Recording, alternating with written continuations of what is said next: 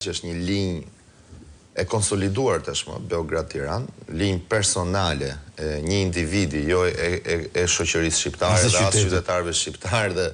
as kombit shqiptar, por është linjë personale e tij që u tregua dhe kur u krijua Open Balkani, kur u shkri Open Balkani e shumë gjëra që ai mundohet t'i bëj me Serbinë dhe asnjë gjë që mundohet bëj me Kosovën. Pra, edhe sikur, pra, nuk është Albin Kurti shembulli se një njeri mund të jetë problematik për Edi Ramën dhe ky e ka lënë çik në stand-by, në pauzë marrëdhënien me Kosovën, pa ai këtë e bëri dhe me Ramush Haradinajn, këtë e ka bërë dhe me Hashim Thaçin, megjithëse në publik nuk dilte dhe është munduar të përdorë gjithmonë atë lajmin e ditës, skandalozitetin e ditës, marrëdhënien e ditës dhe asgjë tjetër.